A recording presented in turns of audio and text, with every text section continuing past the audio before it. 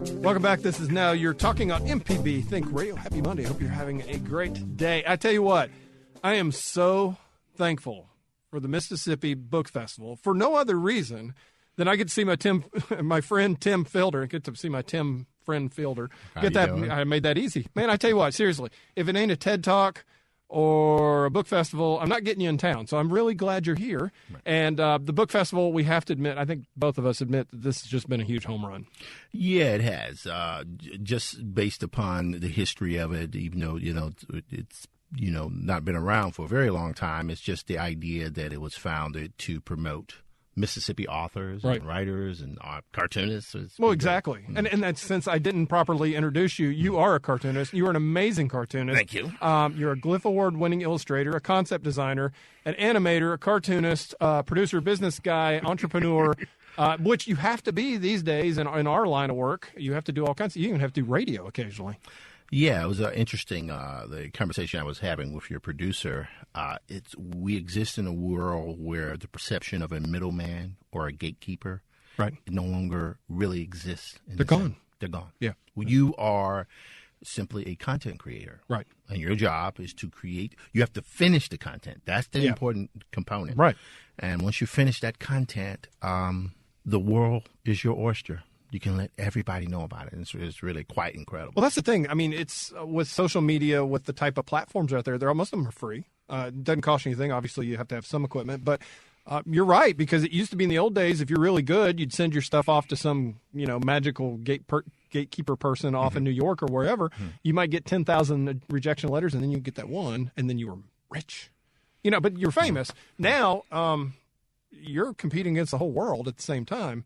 But if you got it, you got the talent, and you got the hustle, you're going to be okay. And I think that's the case with you. You've definitely and I think some of the niches that you've carved out, well, we'll get you to talk about some of them, have been nothing short of amazing. Oh, thank you for that. Yeah. I think the word hustle is so very, very important, because it really is, you are your own publicist. Right. You are the one who is responsible for promoting. Yeah. You're the person who is responsible for your graphics, right, for your website, for your outreach, all of those different things. And you know what I found out? You actually don't have to be that good at it.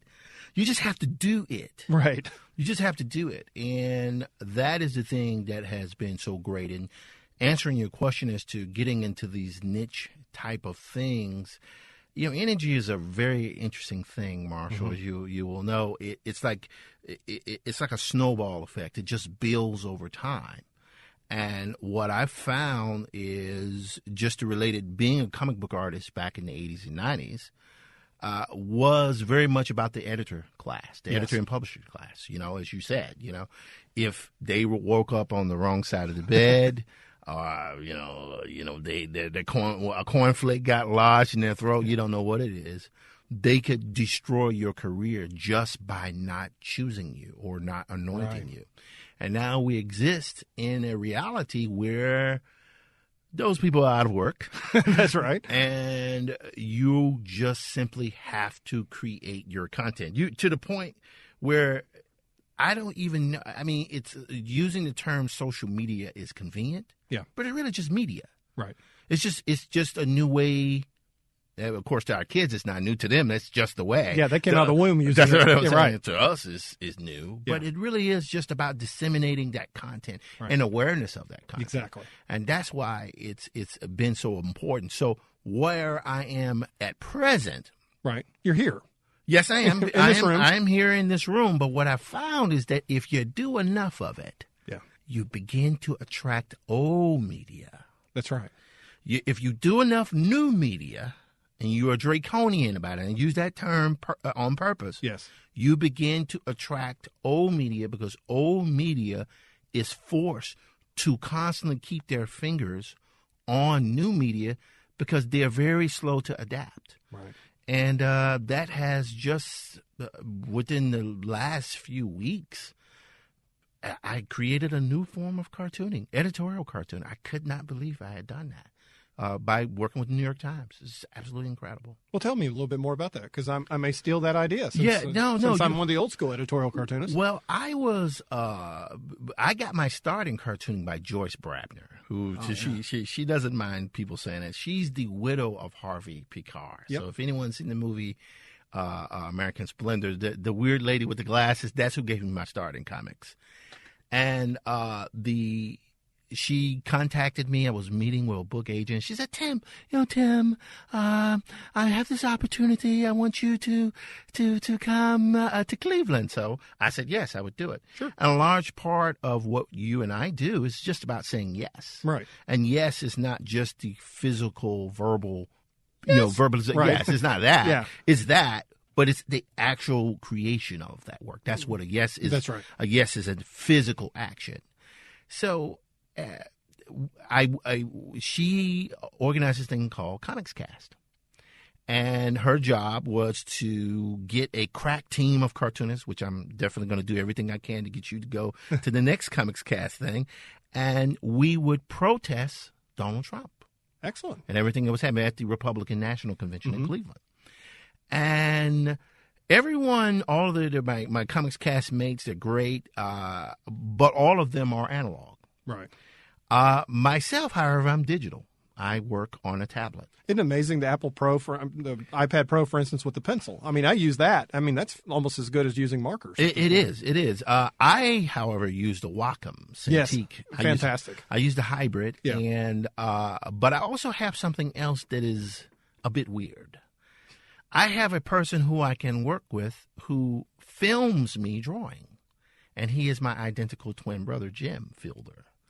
And so what we did during the Republican National Convention is we recorded interviews where we would both interview a subject. I would draw it on a tablet. My brother would record it also while doing the interview. Exactly. And we called it glogging. Yep. So if blogging is digital journalism with words, and vlogging is digital journalism with video, blogging is digital journalism with graphics, which you are already a blogger because you work within that digital medium. And so we did that and created what's called the Dieselfunk Show. And we are making 13 episodes, and we're about 6 episodes in. That's fantastic. We did 2 episodes on the RNC. We went to Cleveland, did 2 episodes on the DNC, Democratic National Convention in Philly, which was absolutely insane. And this new format, that had never been done before. See, and I think you just touched on something because so many people try to break into the business by doing things that have already been done. Yeah. But there's already been people that have done it and done it well. But you touch on something. I think people don't necessarily want to be educated at this point. They want to be entertained. Yes. And if you can create something new and flashy that breaks out of all the noise. Yes. Because like I said, back in the old day when we had the traditional channels like the newspaper or television or radio, you could control the channel. That's right. Now there's so much out there. That's right. That you have to be awesome and individual, and you've got the talent to begin with, but you've got the entrepreneurial spirit to go with it. That's really what it is, and part of that is frankly, I look at people who are out there doing their thing, and I imitate them. Right. For example, there's this guy. His name is Marshal Ramsey. Yeah, he's a real hack. He calls himself a hack, but in fact, he is in fact an innovator. Because he is able to take, and it started out as matter of fact, I believe he started out as a janitor at one point. He was very good at that. Yes, very good at it. Probably outdid his skill set there. But all joking aside, what you've done is you've taken this thing which can exist in any format, and you've given it a forum to be able to merge or morph into any format. Right. And that's all it really is. And it's about innovating. Not just on the fly, but it's innovating as a matter of survival. Right. Yeah, that's the end of the day. We got to eat. We got to eat. And you learned that early on in the comic book business. Yes. Yeah. And there was lots of not eating in the early days of the comic book industry, because I was in the comic book industry in the 80s and 90s, back when most people don't realize that Marvel Comics, who I worked for, declared bankruptcy. That's right. It's so hard to believe that now. You see all the success they It's had. this Disney, monstrosity. Right. And in the 80s and 90s, that's what happened. So now that I have been back in the comic book industry formally now for about 2.5 years, I love this comic book industry, man. I love it because I can do whatever I want to do. I do Maddies Rocket. I do, which is the thing I'm mostly known for. Yeah, tell me the story about Maddies Rocket, because I love the backstory on this, and who, because you told this last year at the book festival, and it's just like, that's brilliant. Well, thank you. Actually, and this is the part I guess I didn't go so much into. Maddies Rocket is an old concept from 1993. Okay. And the publisher, which was, I think I had shown it to a gentleman at DC Comics, he loved it. But then he died. That's awkward. Yeah, that was kind of awkward. Yeah. And when he died, suddenly the interest for the concept went away Right. because everything was about the publishers. But club. going back to it, the gatekeeper's gone now, That's so right. you can get it out there and find an audience. And that's exactly what happened. So I tried to do Maddie as animation for several years, and I got a lot done. And you learned animation at that point. Well, that's also realize that one has to, you gotta take it easy on yourself. You can't say, man, I'm doing this animation, it's not going anywhere. It's like, no, that's what you think at the moment. But now those skills allow me to set myself apart from the people who I'm in the industry with. They're like, wow, this guy has this thing going. But, man, here are these, I'm doing a concept called Prison City with David F. Walker, who writes Power Man, Iron Fist, and Occupy Avengers. It's really amazing. And we're doing this concept called Prison City. But the website and the media thing that I've built around it is all based on motion graphics. Right. Fake commercials like Paul Verhoeven from RoboCop. And the fact that I know how to do animation allows me to be able to add that extra bit of stank on top of what I do. And that's so liberating. You've touched on something. I think that everybody with a dream and everybody that has talent should remember that no experiments fail. Because even though like you said, the animation didn't pan out right away, you learned a skill set that you now can take a hold of. So anytime you're doing it, you're changing the playing field. When you do that. So I'm inspired here. I'm going to start doing something worth my life. Also, I think don't be so hesitant to not use being appalled to force yourself to get up and do something. Yeah. It's like, wow, you're going to not cover my book because of some issue? Oh, I'll cover my own book. Exactly. That's the thing that you can do. You no longer have to ask permission. And particularly, it's something I tell my students at New York Film Academy. I warn them, I teach storyboarding there. And I say, yeah, guys, you guys are the first generation to have a specific problem that no generation prior to you has. They're like, what are you talking about? I said, well, I'm, about to turn 50. I said, my career would traditionally be winding down now. Right. I said, my career is now picking up. I said, it's because I have the technical ability to create this content, and because of the stream, which is any kind of streaming data, film content. Heck, we're doing it here, with this. And as that content goes out, people are so desperate for content that they are no longer able to discriminate on. It's not about, are you young and sexy? It's about, can you actually produce the content that people want to see? That's right. Exactly. That's right. And think about it. 1980, CNN came along, cable. That's right. And suddenly everybody was hungry for stuff for cable. Well, that was like 48 channels. That's right. Now we got the unlimited bandwidth. That's right. So that's right. And as a result of that, we have the ability to completely reform. It's almost like the Matrix. We can control and form the Matrix as we see fit. Yeah, that type of thing. Yeah. So it's a tremendous environment to be in. Yeah.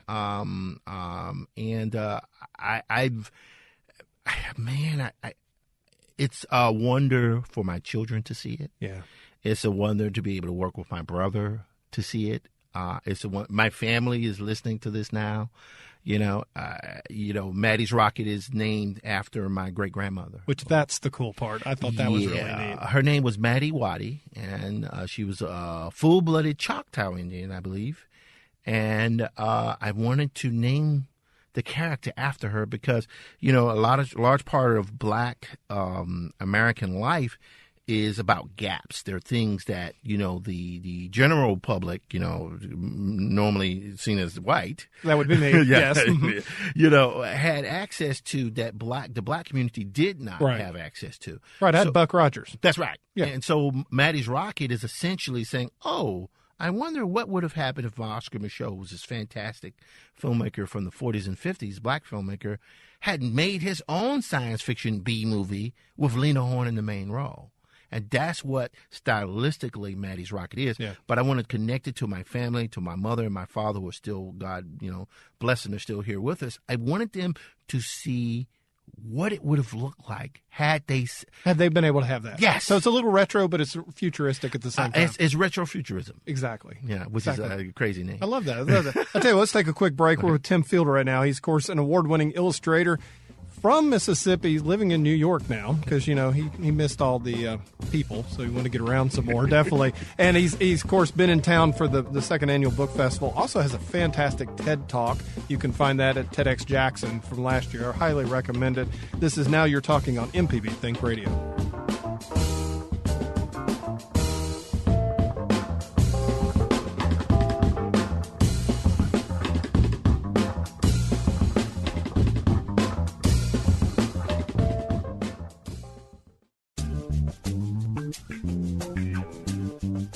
Welcome back. This is Now You're Talking on MPB Think Radio. I'm your host, Marshal Ramsey. Hope you're having a great Monday. I am, because I got Tim Fielder in the studio. Hello. Yeah, Tim and I get to bump into each other whenever we do presentations, so it's a huge honor to have him here.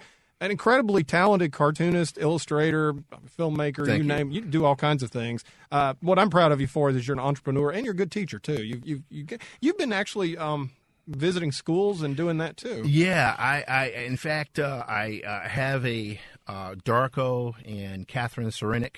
They are involved with Brown Elementary, and they have their own firm that they're developing to essentially bring maker and innovation technologies to Jackson Public Schools. Excellent. And they have been gracious enough to allow me to come in and to do my entertainment thing, which is really all that teaching is.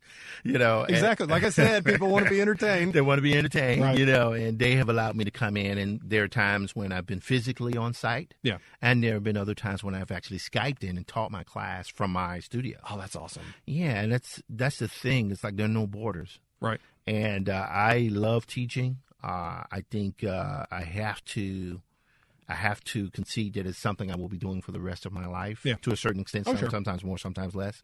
And it informs my work. Mm-hmm. And, it's a joy to do it. I don't know. For me, I remember being as a kid, I went to go to the library at Marietta, Georgia. It's where I grew up. Mm-hmm. I remember going to the library, and there was a guy there named Bill Daniel. Mm-hmm. And Bill Daniels drew painted giant boards that they ran the camera along on WSB TV. They were actually visual editorial cartoons on TV. You don't ever see that. Mm-hmm. And then he went on to become the lead illustrator at the Weather Channel and did that for years. Mm-hmm. But this guy, he took the time with me as a kid to look at my stuff and give me encouragement. And guess what? Guess what I do for a living?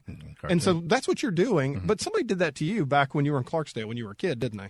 Yeah. The two people who, there's actually four people. Four? Okay. Yeah. The three of them were my siblings. Yes. As the youngest sibling, you have no decision-making power on what content. None whatsoever. What entertainment. You don't get to name pets or anything. Nothing, So I was forced to read comics because that's all that they would get. Right. No one would get anything I wanted to get. So I'm the person who stuck with it. So my oldest brother, Arthur, Boston, my second oldest, and my twin brother, we all engage in comics, and all of us are artists. Wow. And we are not the athletes that my father would have desired. I have no athletic ability. And the other person, actually two people, Mr. Dorsey and Mr. Richardson. They taught at the art department on the junior college campus I grew up in. And to see those guys, they were not necessarily fine artists per se. They were straight up craftsmen. Yeah. They could do that sign and just the time and the effort it would take to make that line and just listen to that bad radio. I said, Mr. Richardson, why are you listening to this radio? Oh, it's just filler. And he would do that. And so I grew up with that. I grew up with Bob Ross. Oh, yes. Yeah. Happy Little Trees. This thing I'm doing now is, I always tell people, say, well, what is this thing you're doing with this Dieselfunk show? I said, take the Property Brothers on HGTV, Charlie Rose and Bob Ross and mix it together. That's what I do. And I just realized I'm pulling from all the things like you were saying about the gentleman who influenced you. That's what I'm doing. Yeah. And man, just go in them there hills. Move quickly. That's what I tell everybody. Move fast. Well, that's something, too, that I think is really important. If you're in your field or what I do or anything else, you can't totally fall in love with what you're doing because if something doesn't work, you got to let it go. And that's hard. Yeah, you have to adjust the perspective. I'm starting to realize also, though, that sometimes the shifting of that perspective isn't that heavy. It's just saying, okay, you can't do it as animation, you have to do it as comics. Right. Or you can't do the cartooning for the newspaper, you have to do it for a website. Or you're able to go back 20 years and pull something back to the future. Oh, my goodness. That's what's happened. Yeah. I did a show called Black Metropolis. Yeah. And recently, and it collected 30 years of all this unpublished work. Yeah, and I could have put up 1,000 pieces. It wasn't enough room, and it was a big success to the point that very soon New York Times article will be coming out on that show. That was That's got to be. You got to hate that. I hate it so profusely. There are times I just think I must be cursed. Yeah, bless your heart. Yeah. So, but congratulations. Thank you. It's just one of those things where. My wife was crying and she was like, Tim, I'm sorry. I was like, why are you crying, babe? Don't cry. Yeah. I'm going to start crying. And she says, all that work, was that all the stuff that was in that portfolio case in the hallway I've been begging you to move? Yeah. And I'm like, yes, babe. So that's what it is. There is nothing that's dead anymore. Everything can be resurrected and repurposed for any format. Well, I think you're right because, I mean, I do like 6 or 7 channels. Right. I mean, I do from, Pinterest, Instagram, I do a little Snapchat, but I mean, all these they require different kinds of stuff. That's right. And so if you've got the stuff sitting around, guess what? You got instant content. That's right. And it's kind of nice. You don't have to sit down and spend 4 hours drawing something. The challenge for Marshal Ramsey is to learn After Effects and to apply motion graphics to his cartoon. That is my next one. So we can make a TV show. That would be nice. I need to move to Harlem. No. There's this thing called Google Hangouts, which we can interface with one another without you having to leave your studio. Ooh, that would be nice. Yeah, we'll do it. Don't worry, we'll work it out. Okay, well, we obviously know where we're going. Thank you. As you can tell, this will be the last radio show. Just kidding. Right. Everybody's like going, yes! All right, on that. Your TED Talk about that, because you and I both did it, and of course, Sharita was the host of that TEDx. I mean, to get asked to do a TED Talk had to be pretty darn cool. Yeah, the TEDx organization here, David Farr and Nina Parikh and you got to come home to do it. Yeah. It was great to be asked to do it. I went through like 11 iterations. Pam Shaw was incredible with that, and it allowed me to essentially take what I wanted to talk about, but eliminate all of the bad stuff. Right. Eliminate everything that was unessential. And it also allowed me, I had to puncture my ego. I'm serious. There was a point where during rehearsal where it was clear that they were like, well, Tim, we love these photos you have in the Nichelle Nichols and Billy D. Williams from Star Wars and Star Trek. But, if you use those photos, you're not going to really be able to play the thing.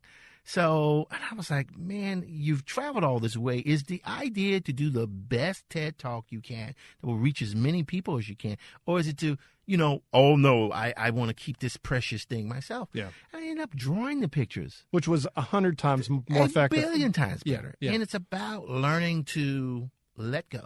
Yeah. And that's what my TED Talk was, and talk about the things that were important to me. And it's made such a tremendous difference in my career, my life, and God, everyone should try to do it. Well, I mean, you were cooking with grease last year, and I think things are going really well this year. It's just it's fun for me as kind of an outside observer to watch the difference in the last year.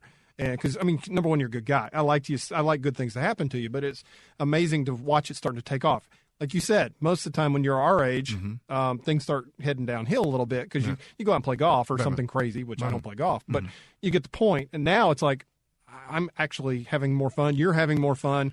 That's part of the joy of this, isn't it?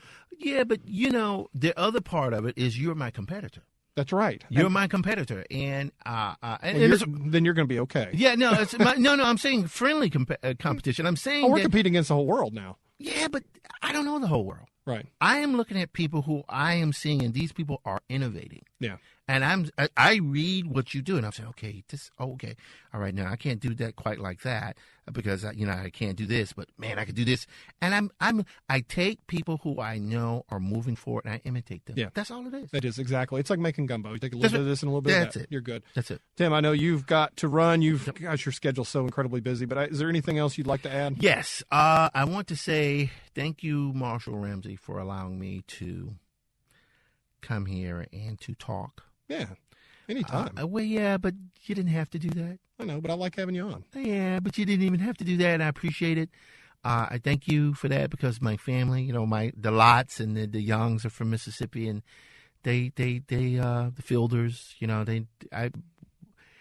I want them to know what it is that I do and that their lineage means something moving forward. And thank you for giving me that opportunity. I appreciate it, man. I tell you, one of the coolest moments for me was I was giving a speech, and my dad came up to me after he passed away last month. But I'm sorry. He came up to me and said, "You're the first person I ever knew that knew what they were going to do at 8 and did it." Yeah. And then when you find that, and that's the way probably your family's feeling right now. Well, imagine your dad said that to you. That's immortality. Yeah. He did something that extended his bloodline in an innovative way. Right. And that's going to pass on to your children. Eventually, we're going to turn out to be slubs, and these kids are going to be doing stuff that's amazing. No kidding. But he gave you are his immortality. Exactly. And that's a wonderful gift to receive from a parent. Tim, throw out your website real quick. Dieselfunk.com is my website. You can check out dieselfunkshow.com. You can also check out afrofuturefest.com. And those are my sites. Excellent. Thank you, Tim. Thank you.